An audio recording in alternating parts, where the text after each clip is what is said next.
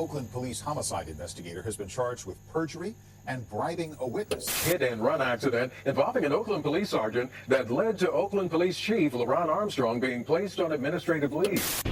The Oakland Police Commission has been racked by infighting. Now an outspoken commissioner has been given the boot. Breaking news now at 5. LaRon Armstrong is out as Oakland's police chief. The decision comes amid controversy surrounding his handling of 2 misconduct investigations. Michael Chung was the Oakland police sergeant who was driving a city-owned vehicle when he hit that Mercedes in March of 2021 and then left the scene. Investigators, he didn't remember the accident. Investigator Fong Tran, seen on the left, has been charged with 2 felony counts of perjury for allegedly lying under oath during a murder trial.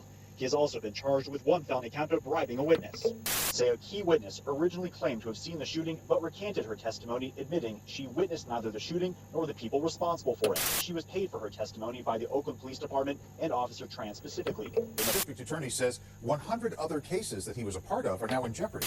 The department's been under the oversight of a federal monitor for 2 decades. Say the chief failed to hold Chung and others responsible. Chung is also accused of firing his gun and then throwing the shell casing from the Bay Bridge. Outside investigators say the department failed to consider that a potential crime. To be a department that gained the public's trust, because I want people to have confidence when they call on the police. And the city needs to address them, and that we cannot simply write them off as mistakes.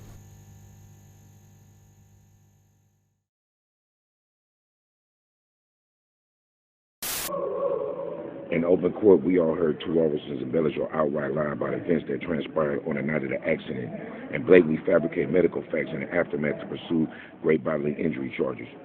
We would appreciate this case be examined by District Attorney Price as concerned citizens outraged by the injustice displayed and sustained by the judge at the preliminary hearing. Due to the malevolent nature of OPD, we the people are afraid that this will end up being another black man wrongfully convicted in the name of injustice. So we ask, with the utmost respect, that District Attorney Price and those under her employ thoroughly review the evidence and transcripts, including exhibits, in the preliminary hearing, as well as investigate Oakland Police Department Officer Cervantes for perjury, falsifying police reports, and fraud in the workers' compensation system the past year. Thank you for your time and consideration. Respectfully, we the people. Observation regarding Officer Cervantes' injury and treatment. The collision occurred on September 11, 2021 at about 2:30 a.m.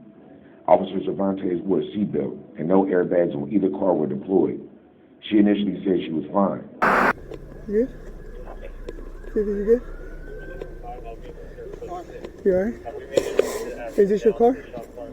If it is your car, come over here. Come over.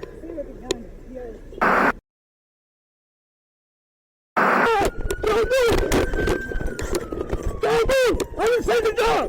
Don't move! Don't move! Don't move! Get down the ground! Don't move! Get down the ground! Don't move! You hear me? Do not move! Turn around! Don't move! Don't move! Copy. Hey, let's get a camera going. 5, I'll be over there code 6. Have we made it to actually down to the shop your car? location? No. See if there's I'm just a sitting. All right, get out of the car and go. Is there any unit at the shop spotter location? She first felt pain when she got into the ambulance. At the Alameda County Hospital, prior to being admitted, she made the decision to leave because she felt she could get better care somewhere else. The day after the collision, she reports that she couldn't move, and when she did move, she started crying and was sore everywhere. On September 16, 2021, 5 days after the collision, is when she sought medical treatment.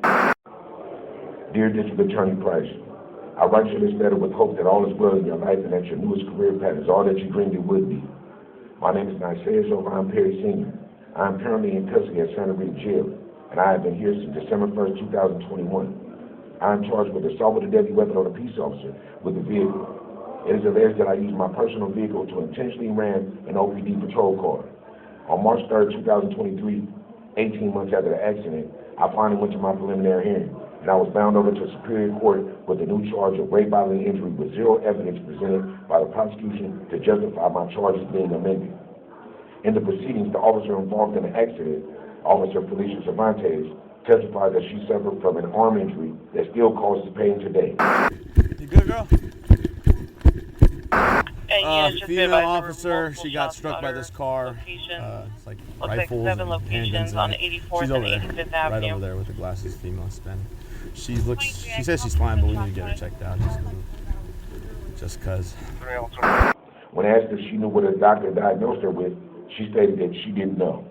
When shown a medical report which states that she was diagnosed with the next strain, her response to that fact was non-responsive.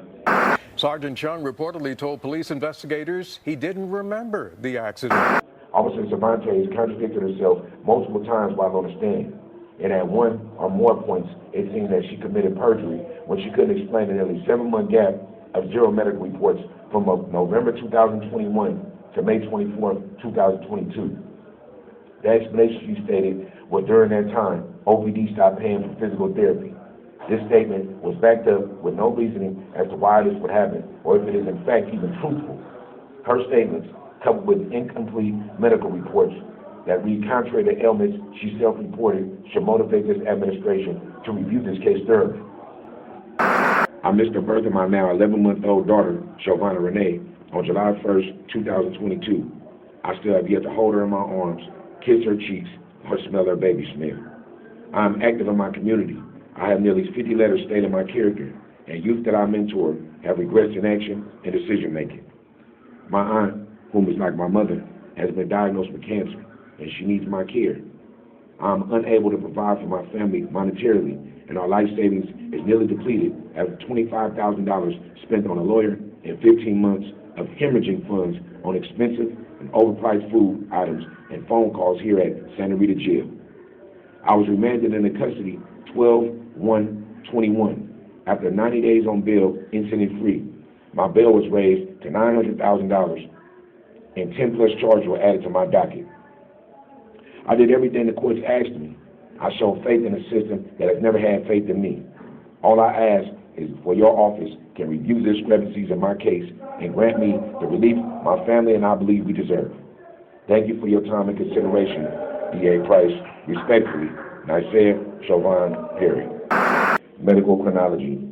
The medical chronology consists of 2 occupational injury claims. Doctor's first report of occupational injury or illness form number 5120. This form is completed by a qualified physician and signed under penalty of perjury. The first claim was filed on September 16, 2021, listing the patient as Felicia Cervantes, City of Oakland Police Department as her employer, and insurer as JT2 of Oakland, California. The form indicated that the city where the injury occurred was Oakland, and that it occurred on September 11, 2021. September 16, 2021 was designated as the first date of exam or treatment. The claim specifies a diagnosis of strain of neck muscle and signed by Seema Ricky, medical doctor. This claim was closed on May 25, 2022, when the patient was determined to have achieved maximum medical improvement, and patient was released from care on that date.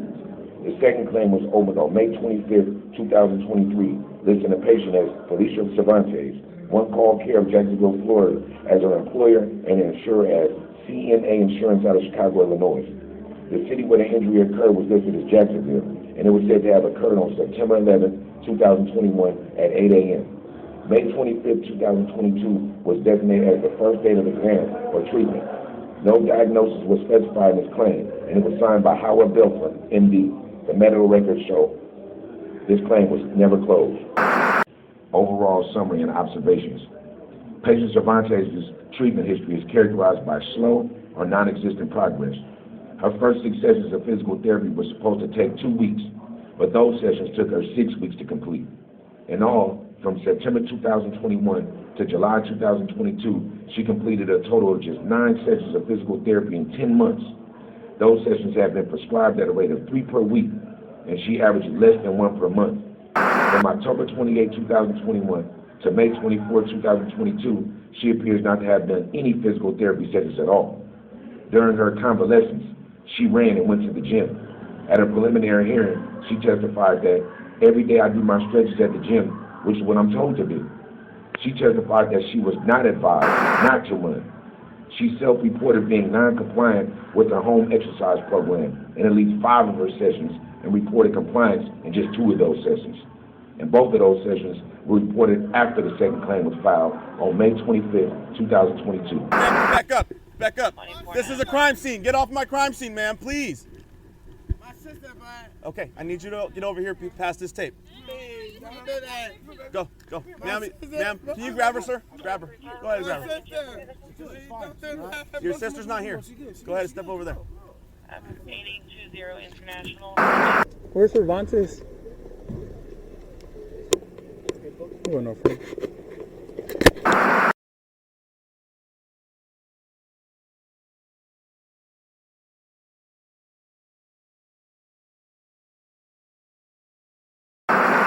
Also, it is not clear to me why two doctors' first report of occupational injury or illness were filed in this case.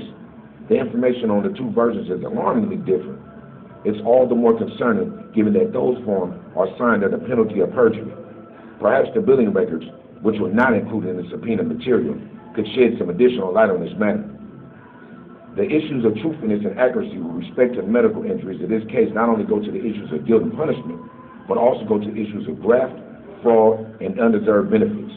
A thorough investigation of this matter is the most prudent way to ensure the integrity of those who take an oath to serve. This is yet another example of Oakland police going against the law to enforce the law. I also believe that the prior administration of this office, including Prosecutor John Brovard, displayed negligence and legal malpractice by not adhering to the discovery motion rules, which state, I receive all evidence in their possession.